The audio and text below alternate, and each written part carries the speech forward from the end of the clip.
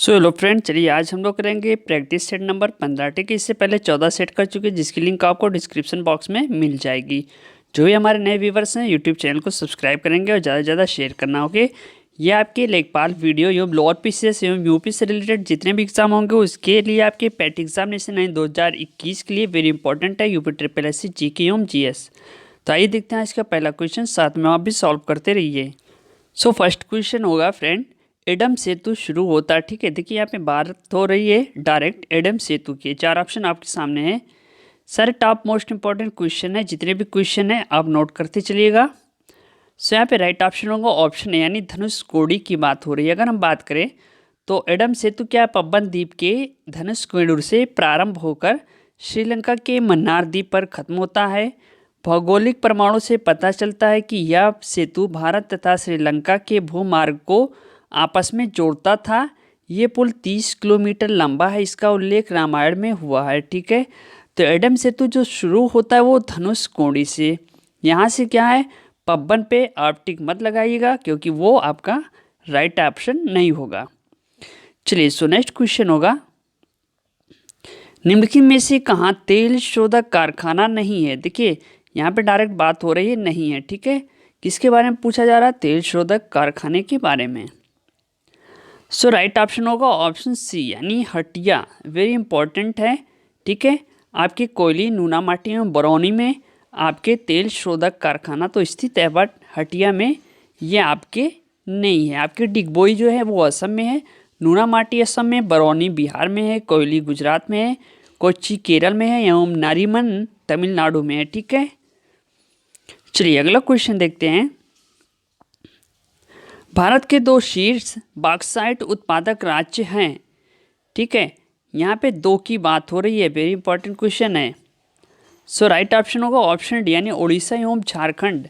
भारत के दो शीर्ष बॉक्साइट उत्पादक राज्य उड़ीसा, जहाँ पे आपके कालाहड्डी, सुंदरगढ़, कोरापुट, व झारखंड जहाँ पे आपके लोहरदग्गा, पलामू एवं रांची। ठीक है, तो ऑप्शन डी से राइट ऑप्शन बॉक्साइट के लिए उड़ीसा एवं Jharkhand is a best. Very important question है।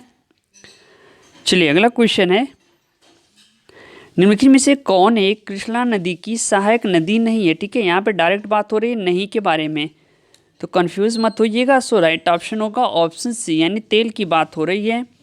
अगर हम बात करें तो कृष्णा नदी की महाबलेश्वर के निकट पश्चिमी घाट से निकलती है, जो 1401 किलोमीटर तक लंबी है। इसकी सहायक नदियाँ भीमा, तुंगभद्रा, घाटप्रभा, मालप्रभा, कोयना, मुसी, दूधगंगा, डॉन आदि है। ठीक है, तेल नदी महानदी की सहायक नदी है, तो तेल नदी जो है वो महानदी की सहायक नदी है। ओके, ध्यान दीजिएगा।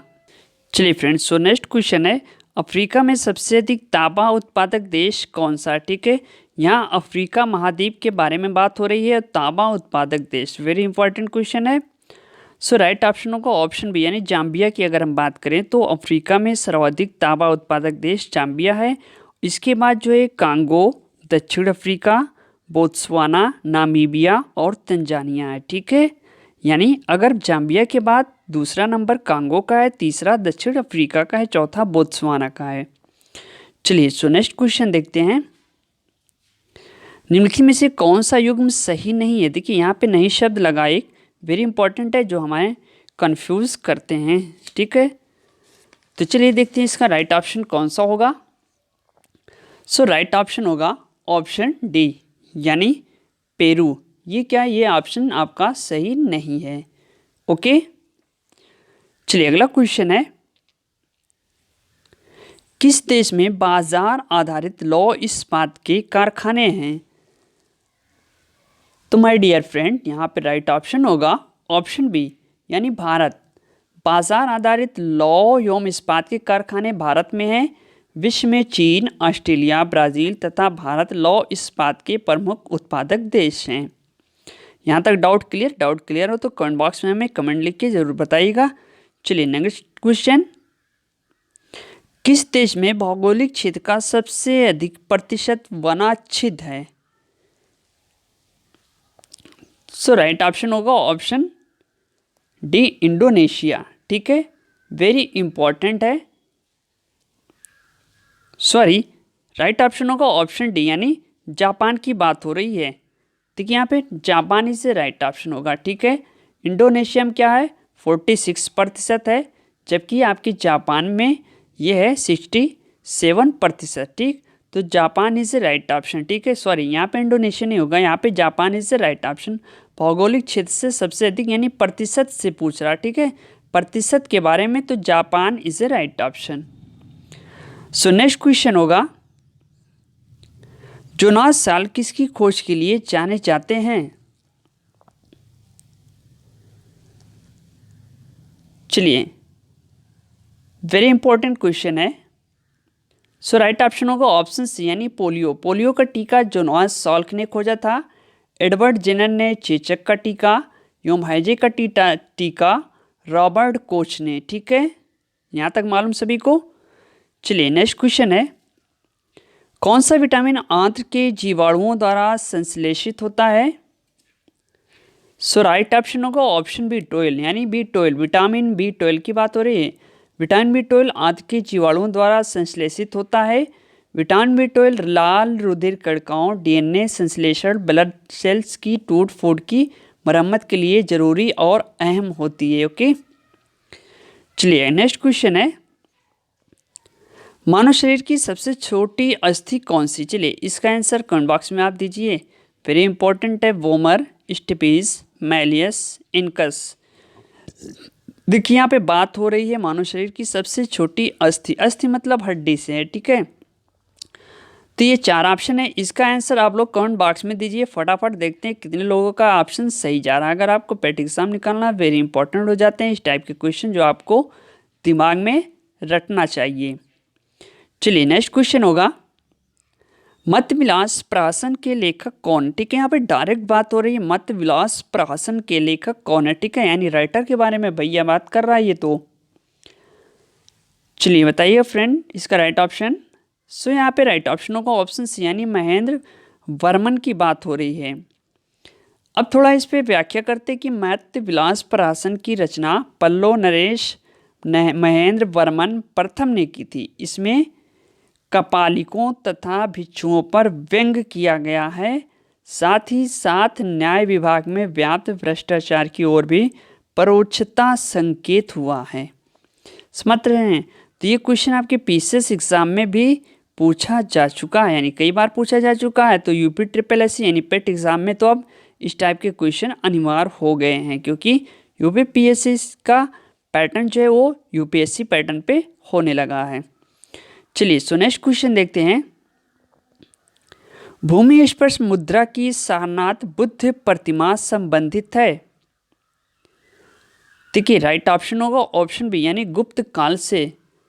अब देखिए यहाँ पे ध्यान से सुनिएगा, भूमि स्पर्श मुद्रा की सारनाथ बुद्ध प्रतिमा गुप्त काल से संबंधित है। इसमें क्या है कि बुद्ध पद्मासन में स्थित हैं और उनके सिर पर अलंकृत प्रभामंडल है। उनके बाल घुंघराले तथा कान लंबे हैं। उनकी दृष्टि नासिका के अग्रभाग पर टिकी है। ये धर्म चक्र प्रवर्तन मुद्रा में है। इसकी आध्यात्मिक अभिव्यक्ति गंभीर मुस्कान एवं शांत ध्यानमग्न मुद्रा भारतीय कला की सर्वोच्च सफलता का प्रदर्शन करती हैं। यहाँ पे राइट ऑप्शन कौन सा होगा? गुप्त काल, ठीक है, गुप्त डायनेस्टी की बात हो रही है। चलिए सो नेक्स्ट क्वेश्चन होगा, विष्णु के किस अवतार को समुद्र से पृथ्वी का उद्धार करते अंकित किया गया है? यहाँ पे देखिए क्वेश्चन पूछ रहा है डायरेक्ट विष्णु के बारे में, ठीक है। सो राइट ऑप्शन होगा ऑप्शन सी यानी वराह। हिरण्यकश्यप नामक राक्षस ने जब पृथ्वी को समुद्र के तल में छिपा दिया तो पृथ्वी का उद्धार करने के लिए भगवान विष्णु ने विशाल वराह का रूप धारण किया और राक्षस का वध किया। कितने लोग को मालूम है? अगर मालूम है तो कमेंट बॉक्स में हमें यस लिख के कमेंट करके जरूर बताइएगा, ठीक है। चलिए अगला क्वेश्चन है, एलोरा के कैलाश मंदिर का निर्माण किसने किया था? यहाँ पे राइट ऑप्शन होगा ऑप्शन यानी राष्ट्रकूटों ने। अगर हम बात करें तो महाराष्ट्र के औरंगाबाद में स्थित एलोरा का कैलाश मंदिर राष्ट्रकूट शासक कृष्ण प्रथम ने बनवाया था। यह संपूर्ण मंदिर एक ही पाषाण को काटकर यानी एक ही पत्थर को काटकर बनाया गया है। इसका विशाल प्रांगण जो है 276 फीट लंबा तथा 154 फीट चौड़ा है। इसकी छत मूर्तिकारी से भरी पड़ी है। मंदिर के ऊपर का विशाल शिखर 95 यानी 95 फीट ऊंचा है तथा 4 तल्ले का, ठीक है, यानी 4 तल्ले का। चलिए अगला क्वेश्चन है, अलबरूनी भारत में कब आया था? यहाँ पे डायरेक्ट बात हो रही है। सो राइट ऑप्शन होगा ऑप्शन सी, यानी 11वीं शताब्दी में। अगर हम बात करें तो अलबरूनी का जन्म हुआ था 1973 में। डेट याद रखिएगा, 1973 इज राइट ऑप्शन होगा। यानी अगर आपके पास ये क्वेश्चन आए तो अलबरूनी का जन्म 1973 में खीवा में हुआ था। खीवा में उसने उच्च शिक्षा प्राप्त की और महमूद गजनबी ने 1017 ईस्वी में उसे युद्ध बंदी के रूप में खीवा की विजय के दौरान पाया, परंतु उसकी योग्यता से प्रभावित होकर अपने दरबार में स्थान दिया, जो महमूद गजनबी के साथ भारत आक्रमण के दौरान आए। उसने तहकीक हिंद पुस्तक अरबी भाषा में लिखी, जिससे तत्कालीन भारत की सामाजिक धार्मिक स्थिति पर प्रकाश पड़ता है, ठीक है। तहकीक हिंद यानी भारत की खोज, वेरी इंपॉर्टेंट क्वेश्चन है यार। चलिए सो नेक्स्ट क्वेश्चन होगा, बम्बई, मद्रास, कलकत्ता में उच्च न्यायालय की स्थापना कब हुई? ठीक है, सो राइट ऑप्शन होगा ऑप्शन है, यानी 1861 ईस्वी में। अगर हम बात करें तो वर्ष 1861 में एक कानून स्वीकृत हुआ, जिसके द्वारा उच्चतम न्यायालयों तथा अंग्रेजी कंपनी की अदालतों के स्थान पर बम्बई, मद्रास तथा कलकत्ता में उच्च न्यायालय की स्थापना लॉर्ड कैनिंग के समय की गई। तो ये यानी गवर्नर कौन था? लॉर्ड कैनिंग था, ठीक है, जब बम्बई, मद्रास और कलकत्ता में उच्च न्यायालय की स्थापना हुई। यहाँ तक सभी को क्लियर है डाउट? चलिए अगला क्वेश्चन होगा, डेक्कन एजुकेशनल सोसाइटी की स्थापना से संबंधित थे? वेरी इंपॉर्टेंट, बहुत ही इंपॉर्टेंट क्वेश्चन है। सो राइट ऑप्शन होगा ऑप्शन है, यानी रनाडे, जिसका पूरा नाम है महादेव गोविंद रनाडे ने महाराष्ट्र में प्रार्थना समाज में सम्मिलित होकर अछूतों, दलितों तथा पीड़ितों की दशा सुधारने के उद्देश्य से तथा स्त्री शिक्षा, विधवा विवाह आदि को बढ़ावा देने के लिए विंडो रीमैरिज एसोसिएशन एवं दक्कन एजुकेशनल सोसाइटी की स्थापना की। प्रार्थना समाज की सफलता का श्रेय भी इन्हीं को जाता है। तो डेक्कन एजुकेशनल सोसाइटी की स्थापना से कौन संबंधित था? Justice Ranade is a right option, ठीक है, रनाडे आ सकता है एवं जस्टिस रनाडे। चलिए अगला क्वेश्चन होगा, भारतीय ब्रह्म समाज की स्थापना किसने की? देखिए यहाँ पे ब्रह्म समाज के बारे में नहीं पूछ रहा है, भारतीय ब्रह्म समाज की स्थापना किसने की, डायरेक्ट बात हो रही है भारतीय ब्रह्म समाज की स्थापना किसने की। सो यहाँ पे राइट ऑप्शन होगा ऑप्शन डी, यानी केशव चंद्र सेन ने। अगर हम बात करें तो राजा राम मोहन राय ने वर्ष 1828, डेट याद रखिएगा, 1828 में ब्रह्म समाज की स्थापना की। उनके धार्मिक तथा सामाजिक सुधारों को देवेंद्र नाथ टैगोर और केशव चंद्र सेन ने आगे बढ़ाया, किंतु बाद में देवेंद्र नाथ टैगोर और केशव चंद्र सेन के बीच सुधार को लेकर मतभेद बढ़ गए। परिणाम स्वरूप वर्ष 1866 में केशव चंद्र सेन और उनके अनुयायियों ने भारतीय ब्रह्म समाज की स्थापना की। तो अगर क्वेश्चन आए तो भारतीय ब्रह्म समाज की स्थापना कब हुई थी? 1866 में, ठीक है, ये डेट याद रखिएगा। और ब्रह्म समाज की 1828 में। यहाँ से डाउट क्लियर ना? भारतीय ब्रह्म समाज अलग है और ब्रह्म समाज अलग है, ये दोनों याद रखिएगा। चलिए सो नेक्स्ट क्वेश्चन है, राणा सांगा ने किस युद्ध में बाबर से लड़ाई की थी? राइट ऑप्शन होगा ऑप्शन बी, यानी खानवा का युद्ध। अगर पानीपत का प्रथम युद्ध 1526, ठीक है, बाबर एवं इब्राहिम लोदी के बीच हुआ। खानवा का द्वितीय युद्ध यानी 27 जोड़ लीजिए, बाबर एवं राणा सांगा के बीच। चंदेरी का युद्ध 1 साल और जोड़ लीजिए, 28, ठीक है, बाबर एवं मेदिनी राय के बीच। उसके बाद घाघरा का युद्ध, उसमें 1 ईयर्स और जोड़ लीजिए, 1529, बाबर तथा अफगानों के बीच। यानी यहाँ पे डेट का फर्क नहीं, सिर्फ 1 साल प्लस करते जाइए और ये आपका ऑप्शन निकलता चला जाएगा अगर डेट पूछेगा तो, ठीक है। अगर डेट यहाँ पे पूछ रहा है तो वेरी इंपॉर्टेंट है कि आपको डेट आना चाहिए। यानी पानीपत का हो गया था आपका 1526 में, ठीक है, 1 साल इसमें और जोड़ लीजिए, 27 हो गया, 28 हो गया और 29 29 हो गया। ठीक है, यहाँ तक सबको मालूम है। सो फ्रेंड, ये रही छोटी सी वीडियो को लाइक करो, ज़्यादा से ज़्यादा शेयर करो अपने दोस्तों के साथ। ठीक है, देखिए पेट एग्ज़ाम निकालना ज़रूरी है, क्योंकि अगर आप पेट एग्ज़ाम नहीं निकालेंगे तो आपको नेक्स्ट एग्ज़ाम में बैठने को नहीं मिलेगा। ठीक है, और ये मान के चलिए कि 2021 और 22 में इलेक्शन होने हैं, तो उन्हें कुछ ना कुछ तो वैकेंसी निकालनी ही पड़ेगी। हर हाल में कुछ ना कुछ वैकेंसी ये निकालेंगे। अभी बिहार में देखा ना, बिहार में इलेक्शन हुआ तो क्या है, वैकेंसी की भरमार आ गई। ठीक उसी तरह से यूपी में भी कुछ हो रहा है, यानी वैकेंसी उसी टाइम आएगी जब इलेक्शन शुरू होंगे, यानी 2021 से 2022 के बीच ये वैकेंसी निकलेगी। अब ये पूरी होगी कि नहीं, ये तो डिपेंड करती है सिलेक्शन ऑफ बोर्ड पे। ओके फ्रेंड, सो ये रही वीडियो को लाइक करो और ज़्यादा से ज़्यादा सब्सक्राइब करो हमारे यूट्यूब चैनल को स्पेशल पेट एग्ज़ाम के लिए। ठीक है, अब ये चैनल पेट एग्ज़ाम के लिए स्पेशल हो गया है। चलिए मिलते हैं नेक्स्ट वीडियो के साथ। Okay, thanks, best of luck, thank you, धन्यवाद।